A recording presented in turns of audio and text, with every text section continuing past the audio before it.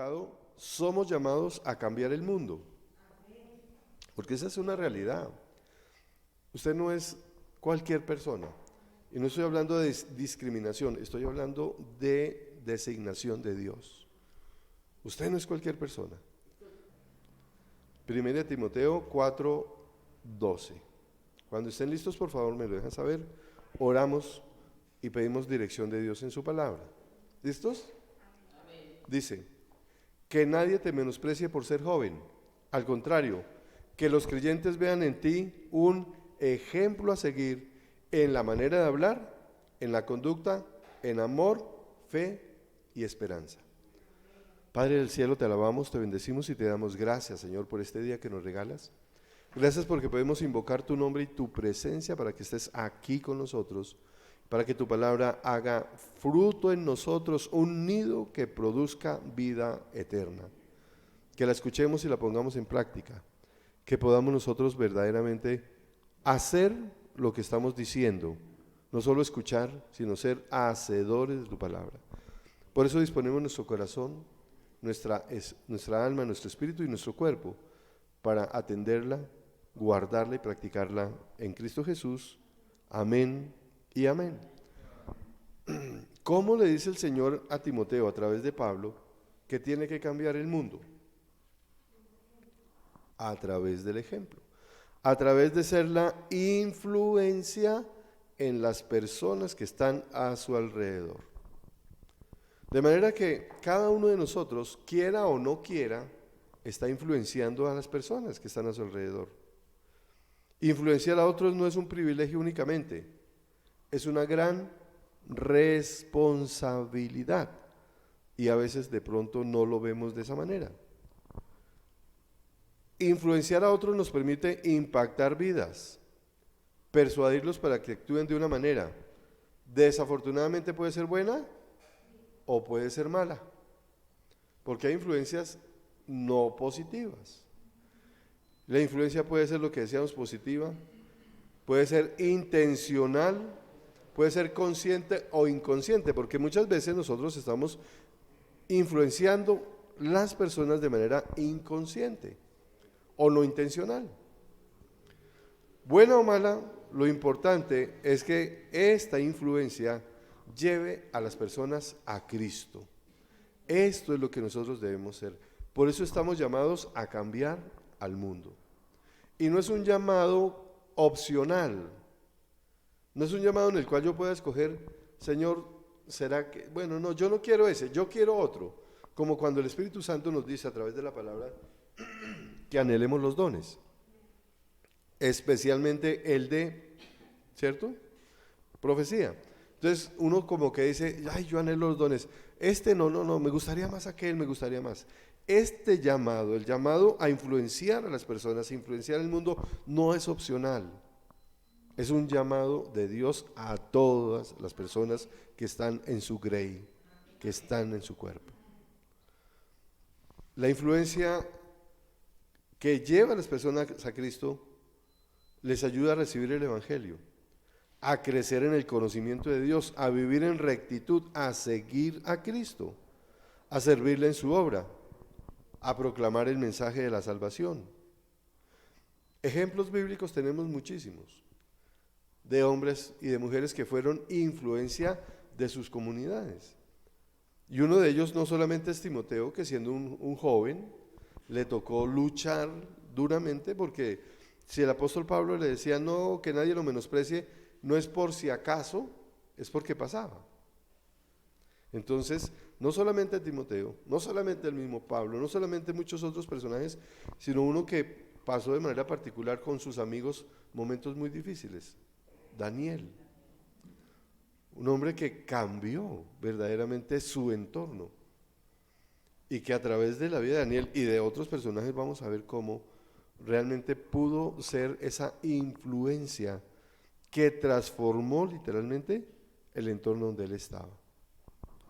Ahora, ¿qué necesitamos nosotros para hacer esa influencia positiva? O sea, yo creo que con positiva nos quedamos cortos. Esa influencia que lleva a las personas a Cristo. Porque una influencia positiva puede ser enseñar algo bueno, pero que lleve la persona a Cristo, que su influencia a usted en su manera de vivir, como decía el apóstol Pablo a Timoteo, en su manera de hablar, de su conducta, en su manera de amar a las personas, en su fe y en su esperanza, en su pureza, perdón, haga que las personas conozcan a Cristo. ¿Qué necesitamos?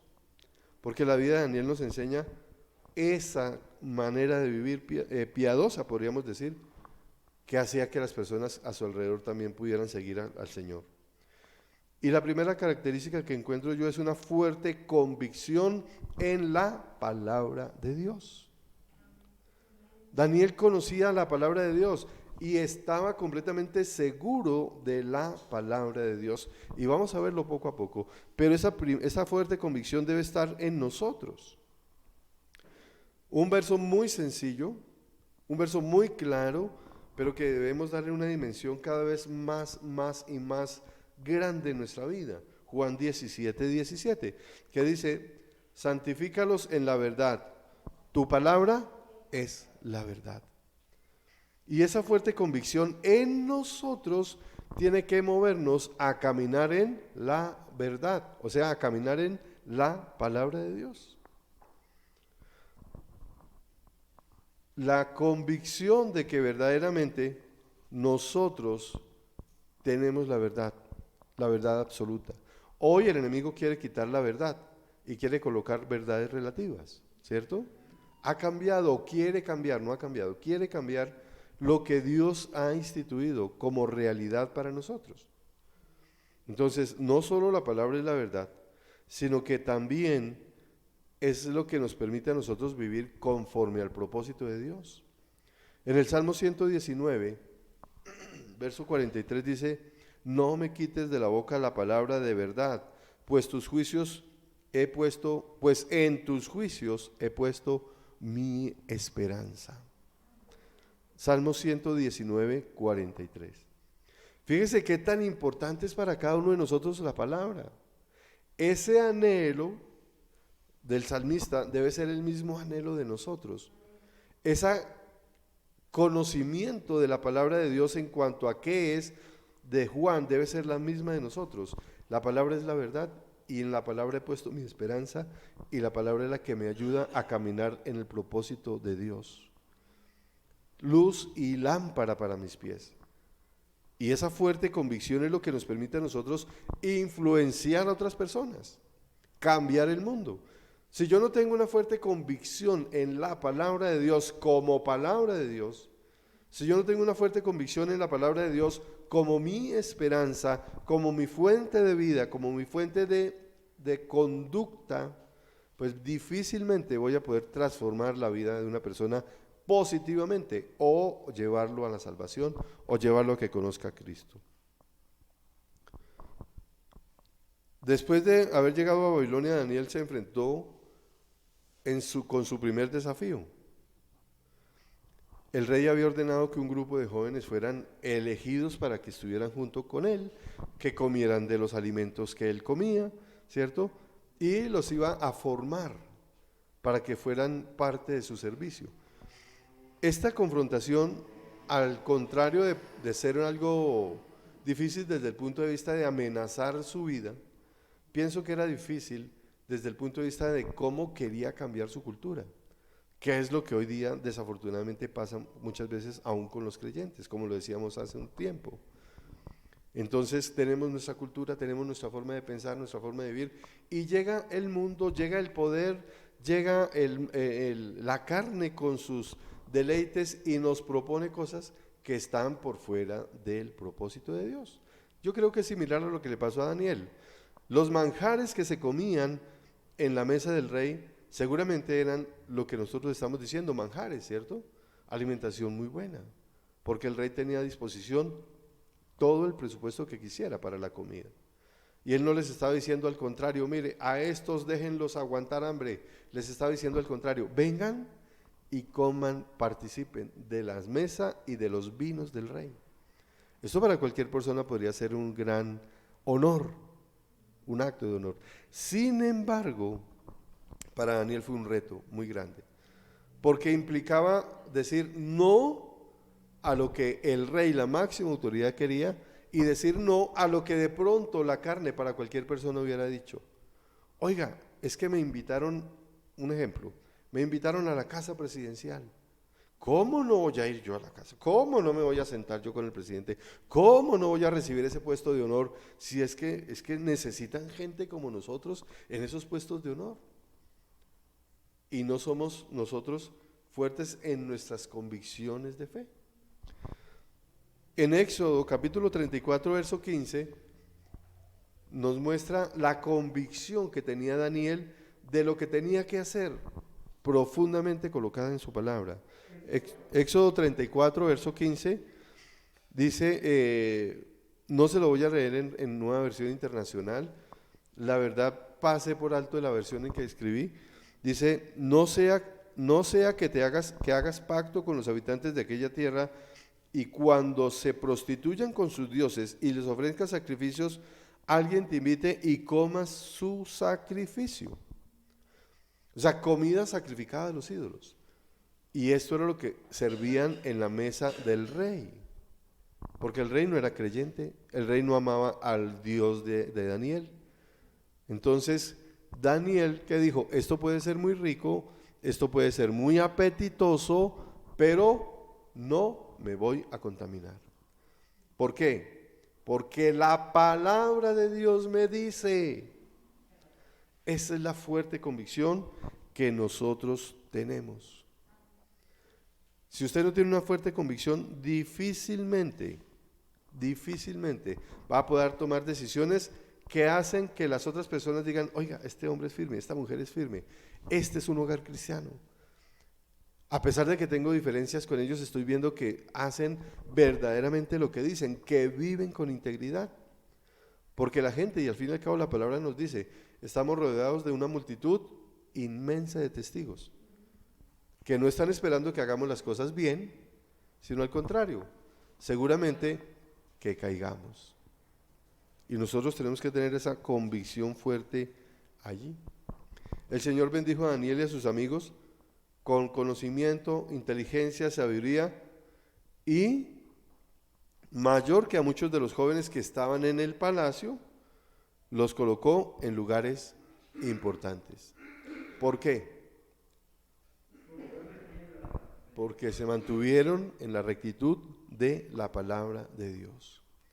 Muchas veces buscamos la promoción del hombre, muchas veces buscamos la aceptación del hombre y dejamos de lado lo que Dios nos ha dicho en su palabra. Es más importante la aceptación de Dios que la aceptación del hombre. Debemos ser firmes en la palabra. Somos llamados a cambiar el mundo y una manera de cambiar el mundo es una fuerte convicción en la palabra de Dios. Ahora, ¿qué es una convicción? Como definición, una convicción es la seguridad que tiene una persona de la verdad o certeza de lo que piensa o siente. Una convicción no es cualquier cosa, una convicción es algo muy profundo, algo que está dentro de su corazón. Por eso es importante que la palabra para nosotros sea una fuerte convicción, para que no sea quitada en cualquier momento. Hay elementos dentro de nosotros que pueden ser movidos con facilidad, ¿cierto? Pero las convicciones no pueden ser movidas, porque es sobre lo que usted está edificando su vida, sobre lo que edifica su hogar. Y la palabra de Dios debe ser esa convicción sobre lo que nosotros edificamos en nuestra palabra. Cristo es la palabra. Es la roca sobre la que nosotros edificamos nuestra vida. Esa convicción no puede ser removida. Al contrario, tiene que ser firme. Nosotros debemos creer respecto a las Sagradas Escrituras que es infalible, que es inerrante, que contiene los principios con los cuales nosotros debemos vivir, que no importa lo que otras personas digan, lo que el mundo diga, lo que la filosofía diga, sino para nosotros nuestra norma de vida y conducta es la palabra de Dios. Amén. Eso es importante, por favor. Es importante que cuando usted escuche una verdad para usted, afirme esa verdad. Eso es fundamental. Nosotros debemos mantenernos firmes en ese propósito. Ahora, podríamos empezar a tratar de hacer conclusiones ya y preguntarnos, ¿si es una fuerte convicción en usted la palabra de Dios? ¿Si está tomando decisiones conforme a la palabra de Dios, aún vayan en contra de los propósitos del mundo, de la carne? Aunque le parezca muy atractivo, sí, señor, correcto. Esa es la primera característica de una persona que es influencia, que es llamado a cambiar el mundo. La segunda, compromiso con nuestras convicciones. No solamente tener la convicción, ¿cierto? No solamente decir, sí, la palabra de Dios es verdad. Sí, mire, mi norma de comportamiento es la palabra, sino tener un compromiso con esa convicción. Daniel propuso en su corazón no contaminarse. Usted cuando lee la historia de Daniel, dice que él propuso en su corazón no contaminarse. Y eso es justo lo que nosotros debemos hacer. No contaminarnos con otras cosas que no vengan de la palabra de Dios. Y el compromiso comienza en nuestra mente. Pero ¿en dónde se demuestra? En nuestras acciones. Porque muchas veces yo me puedo comprometer en mi mente. Ejemplos. Mañana voy a la iglesia. Porque es que eso es algo, mejor dicho, de verdad. Y resulta que amaneció y no voy. Compromiso en mi mente, pero lo demuestro en mis acciones. No. O sea, ¿estoy comprometido realmente? No. Fíjese que el Señor quiere personas que están llamados a cambiar el mundo, pero que vivan conforme a lo que debemos vivir. No solamente, como decía un dicho de un jefe que yo tuve en la industria farmacéutica, de boquita, solo besitos. Porque el resto tiene que ser hecho. Tiene que ser una forma de vida.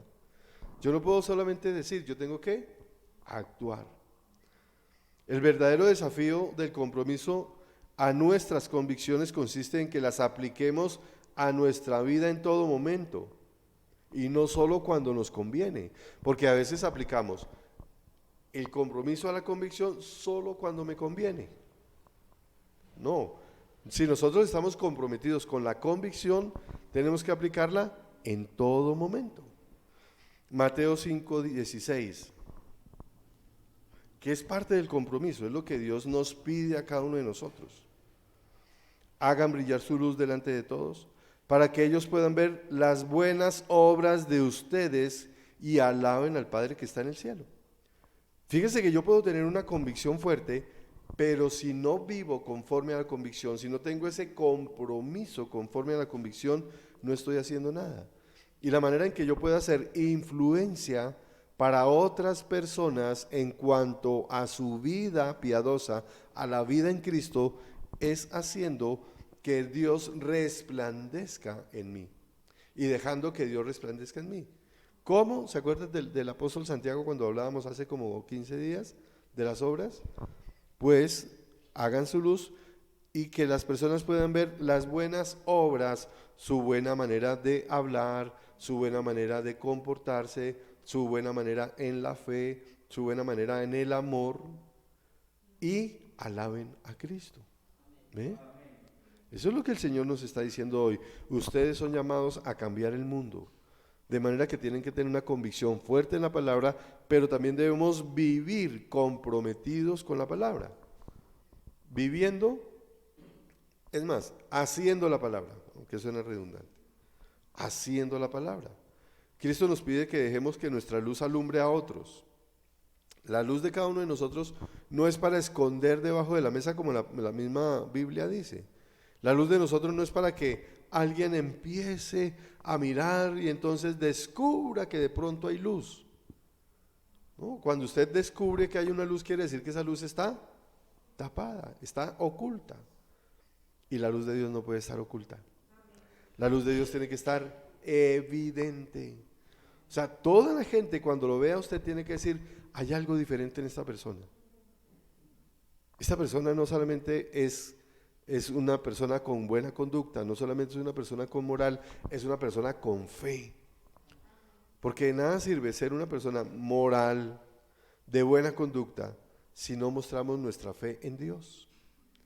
Por eso es necesario no solamente tener buen comportamiento, sino predicar, hablar. No solamente hablar con nuestras obras, sino hablar de Dios, expresarlo. No es suficiente simplemente portarse bien. Es necesario que la gente sepa cuál es la fuente de su convicción. Que usted le diga a la gente, yo soy creyente, yo soy cristiano, yo amo a Dios, yo hago esto. ¿Por qué? Porque Dios es mi Rey, mi Señor, mi Salvador. Es fundamental que lo hagamos.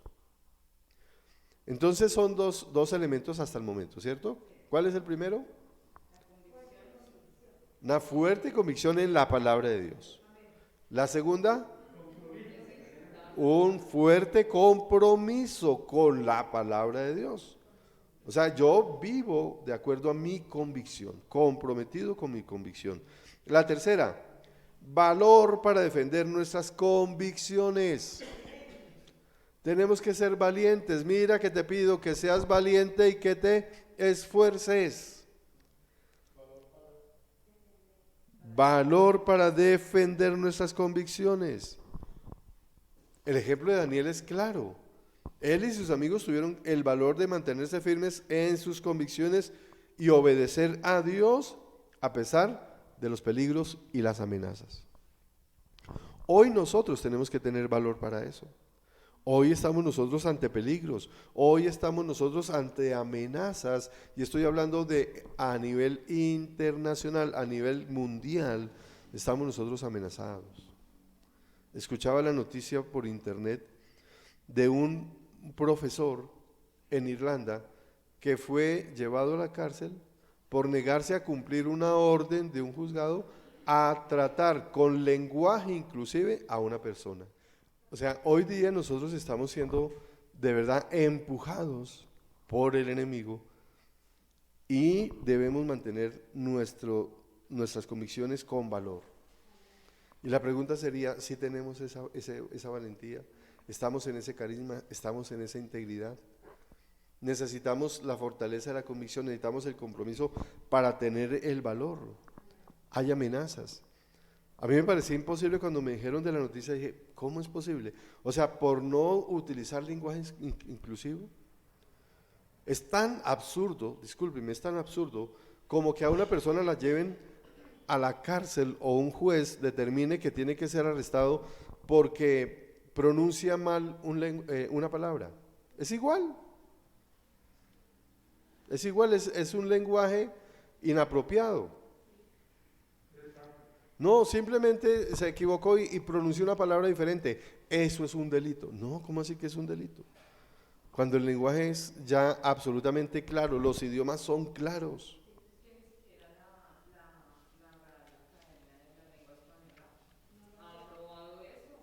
Es que no tiene sentido, no tiene ningún sentido. Y un lenguaje que está siendo, como dice don Dago, aprobado por una minoría que busca no derechos, privilegios, porque derechos ya tienen, pero buscan es privilegios. Entonces nosotros estamos siendo cada vez más llevados a mostrar que verdaderamente somos valientes para defender nuestras convicciones.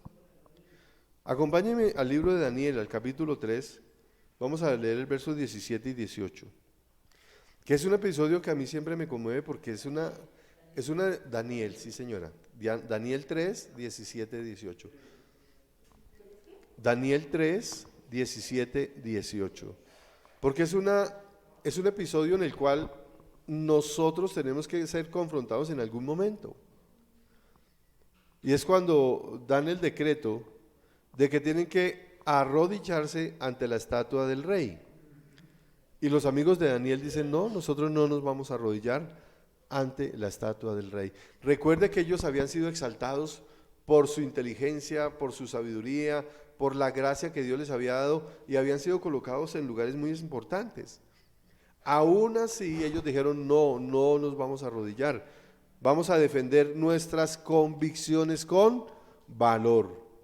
Y no era simplemente decir, bueno, entonces lo saco del reinado, les quito el puesto, ya no les doy a dar el salario que tenían, lo voy a echar. No era solamente eso, era la muerte. Y en el verso 17 dice, si se nos arroja al horno en llamas, el Dios al que servimos puede librarnos del horno y de las manos de su majestad.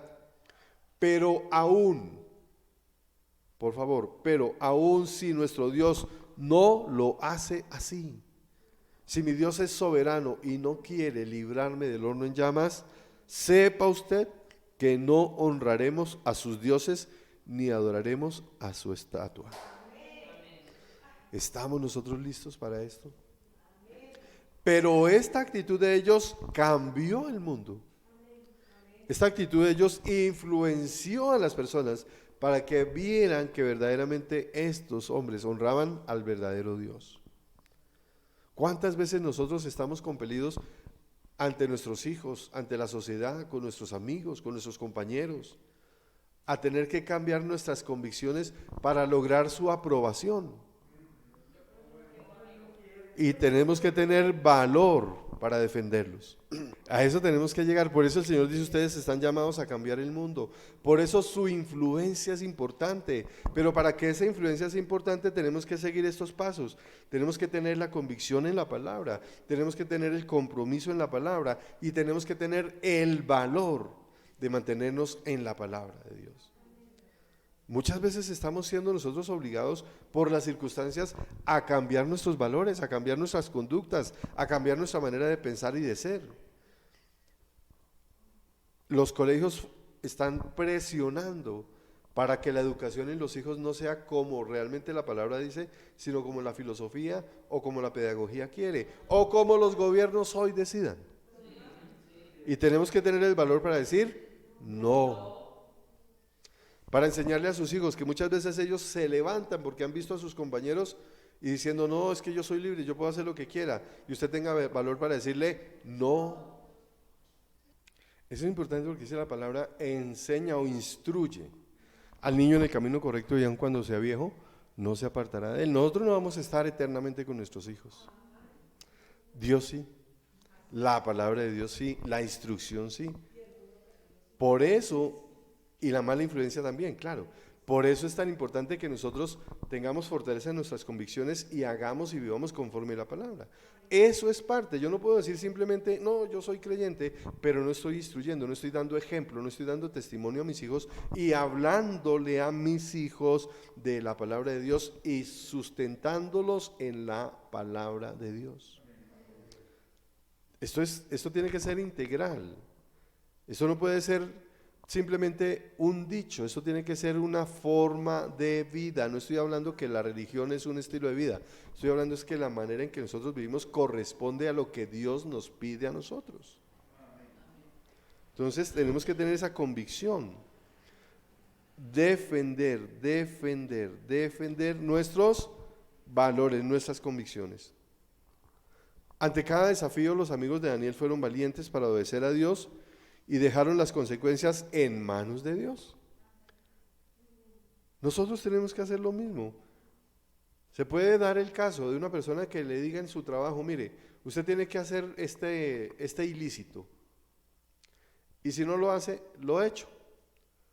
Su convicción, ¿qué tiene que llevar a hacer? Hacer recto. Dejar en manos de Dios las cosas. Señor, tú eres el dueño del oro y la plata, tú eres el dueño de todas las cosas.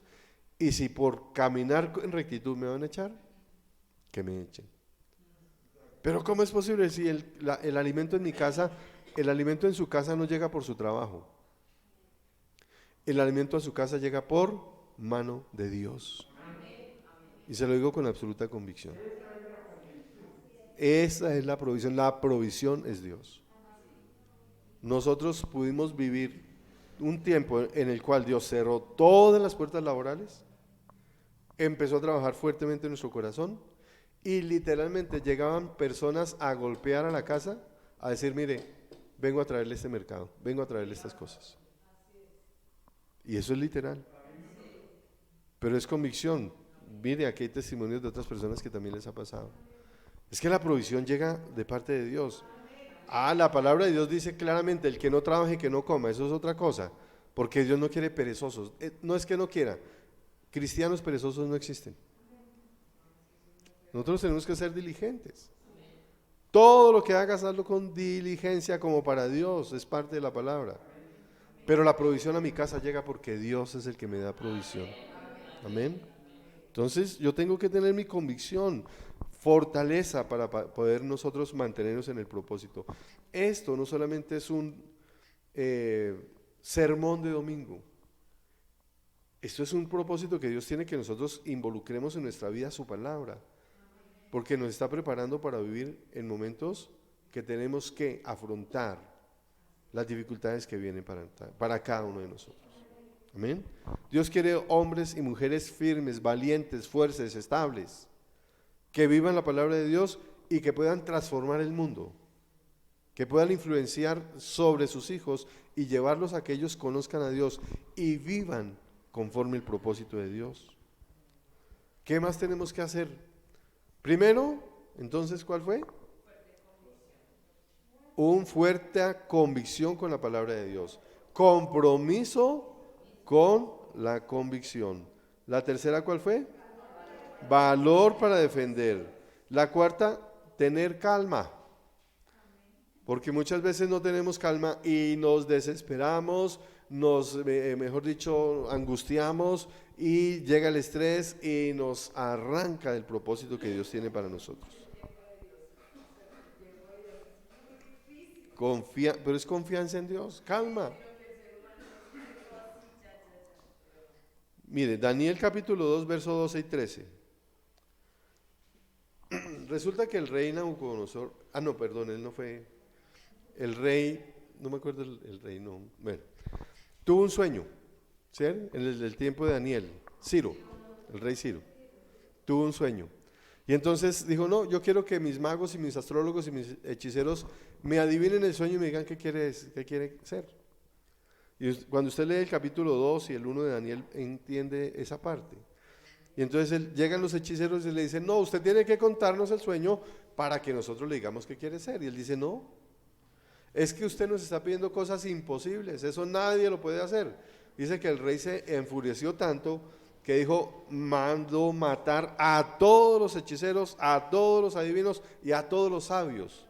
Mire, verso 12 y 13. Tanto enfureció al rey la respuesta de los astrólogos que mandó ejecutar a todos los sabios de Babilonia. Se publicó entonces un edicto que decretaba la muerte de todos los sabios, de modo que se ordenó la búsqueda de Daniel y sus compañeros para que fueran ejecutados. ¿Ellos tenían algo que ver en esto?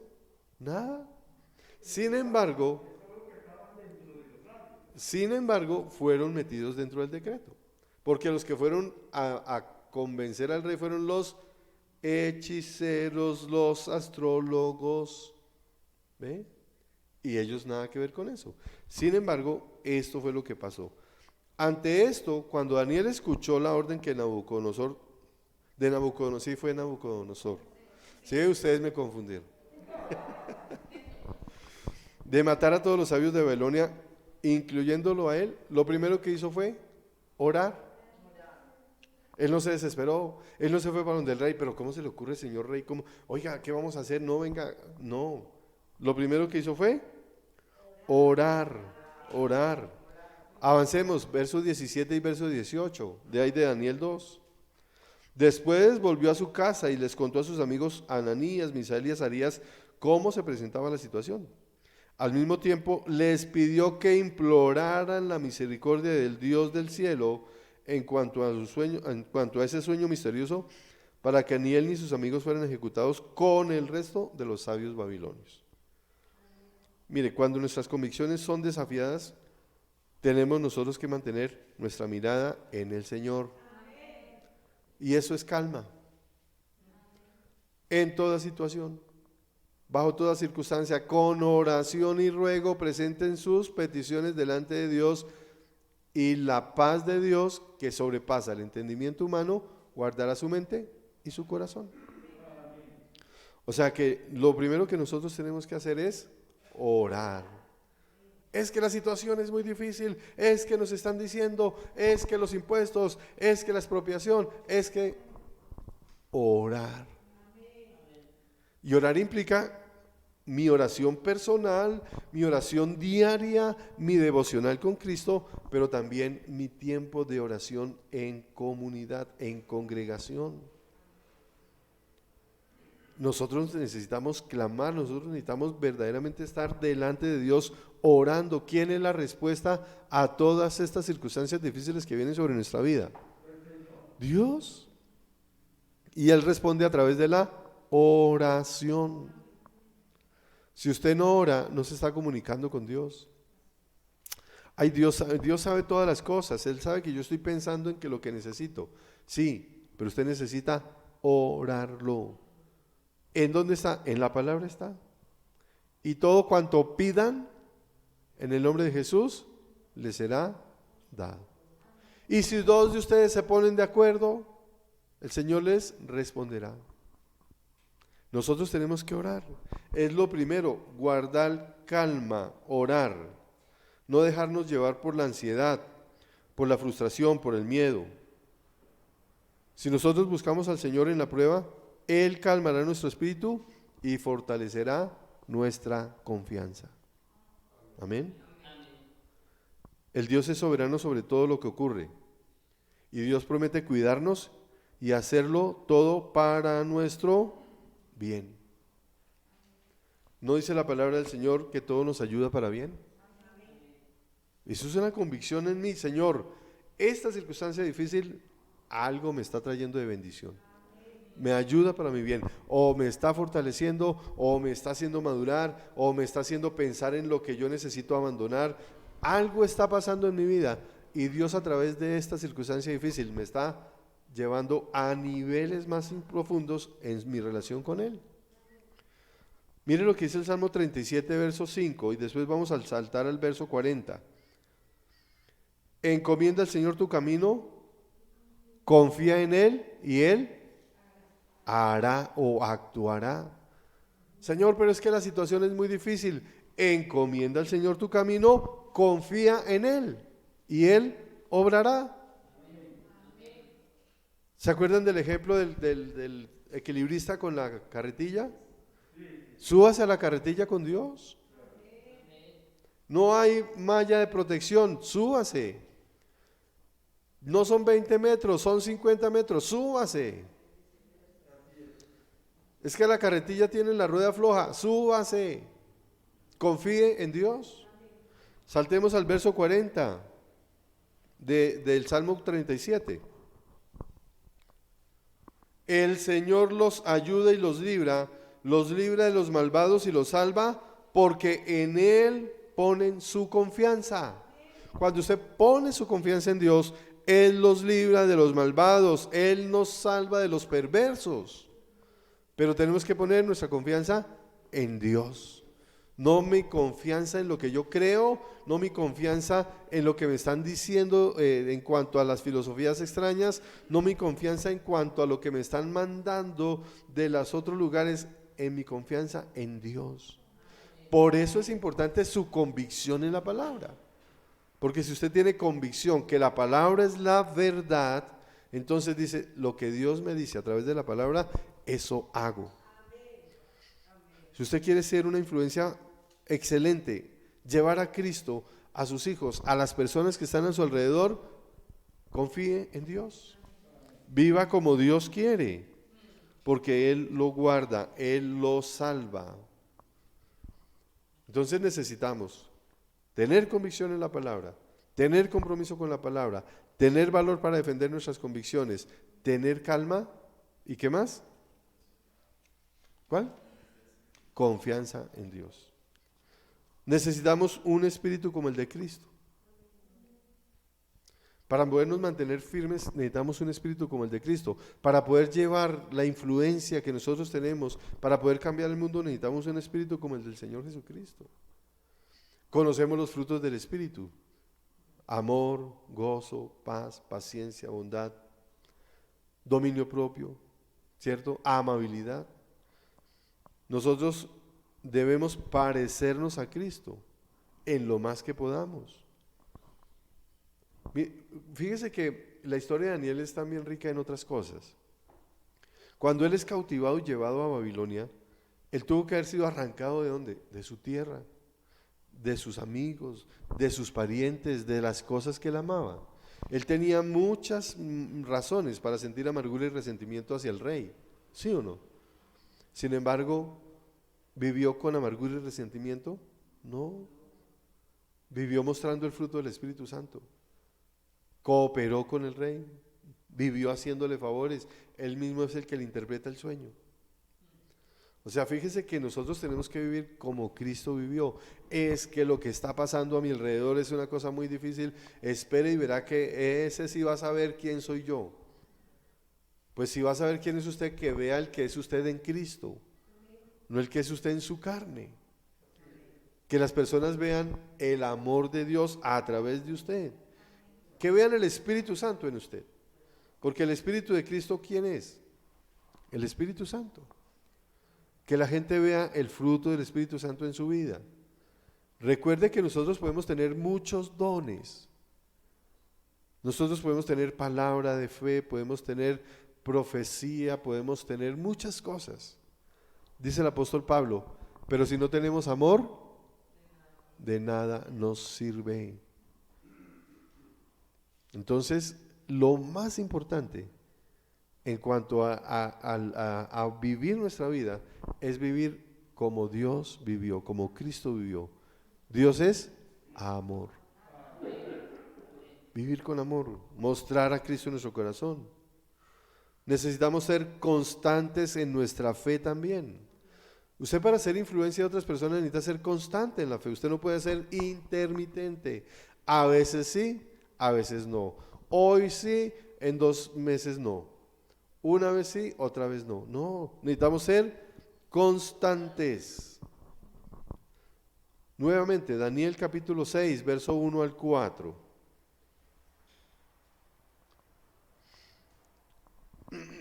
Para el control eficaz de su reino, Darío consideró prudente nombrar a 120 sátrapas y 3 administradores, uno de los cuales era Daniel.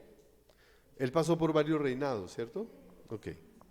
Estos sátrapas eran responsables ante los administradores a fin de que los intereses del rey no se vieran afectados. Y tanto se distinguió, miren, pongamos atención, verso 3 en adelante. Y tanto se distinguió Daniel por sus extraordinarias cualidades administrativas que el rey pensó en ponerlo al frente de todo el reino. Entonces los administradores y los sátrapas empezaron a buscar algún motivo para acusar a Daniel de malos manejos en los negocios del reino. Sin embargo, no encontraron de qué acusarlo, porque lejos de ser corrupto o negligente, Daniel era un hombre digno de confianza. Esto habla de la constancia de Daniel en el propósito de servir, ¿o no? Nosotros tenemos que ser constantes. Que cuando la gente venga a acusarnos nuestra manera de vivir, les diga, no, eso es mentira, que no encuentren nada. Constancia en nuestra fe con Dios. Que el enemigo no encuentre ninguna rendija por la cual entrar y querer quebrar su integridad, su vida con Dios. Nosotros tenemos que ser constantes en nuestra relación con Dios. Tenemos que ser constantes en nuestra relación con Dios. Nosotros no podemos ser ambivalentes.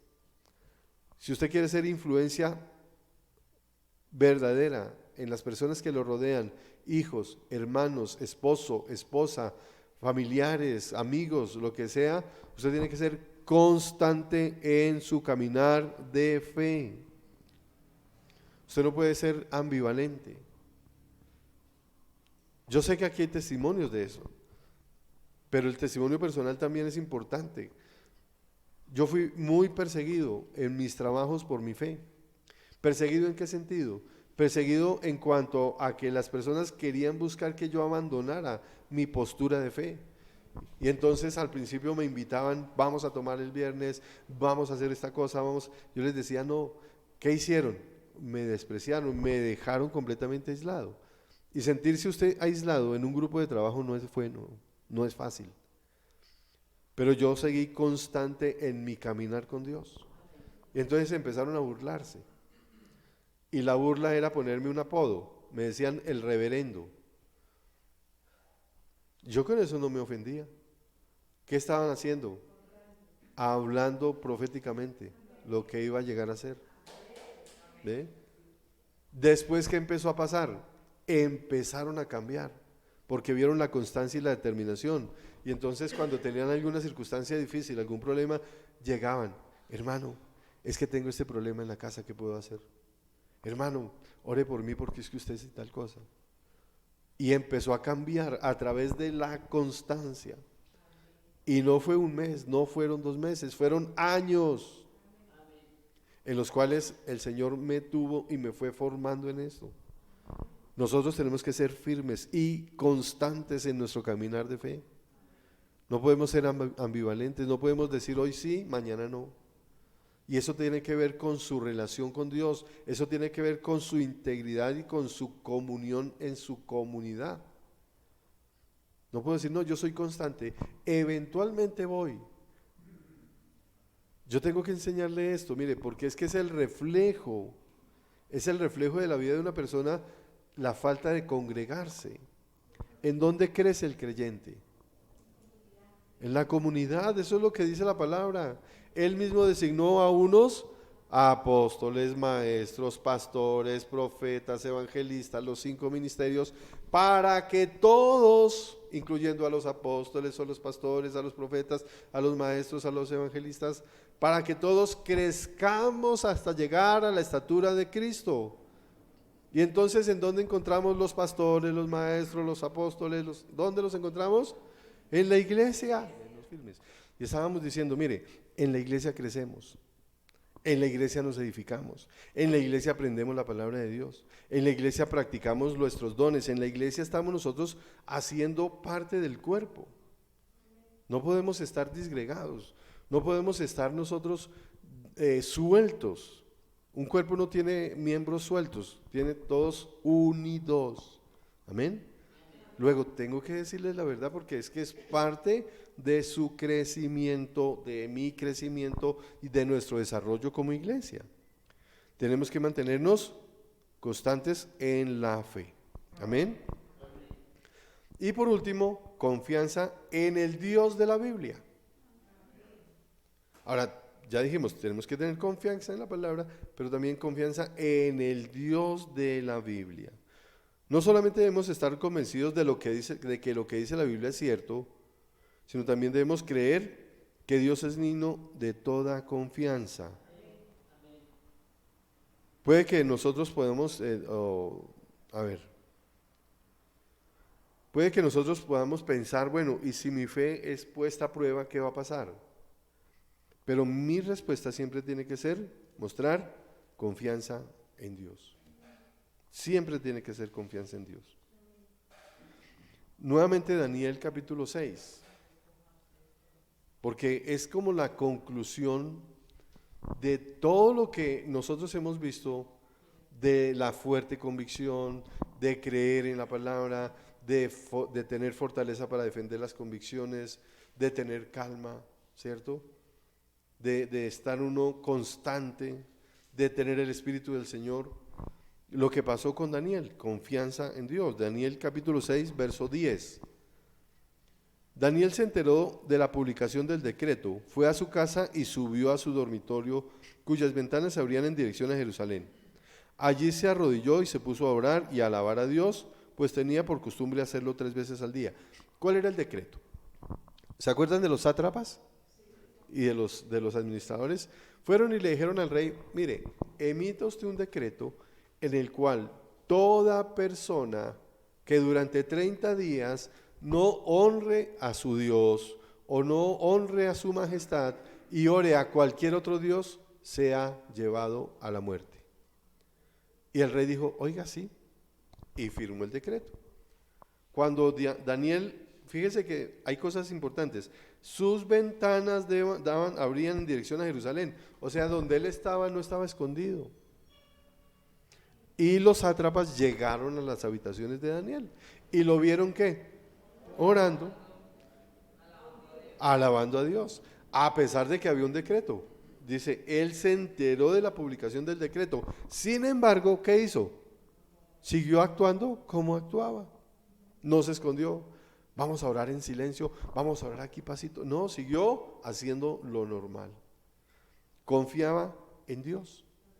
Esos hombres fueron y acusaron a Daniel y dijeron, ¿se acuerda, rey, que usted emitió un decreto? Sí, claro. Pues Daniel no lo cumple. Y el rey se angustió mucho porque amaba mucho, o sea, estimaba mucho a Daniel. Y el rey se angustió.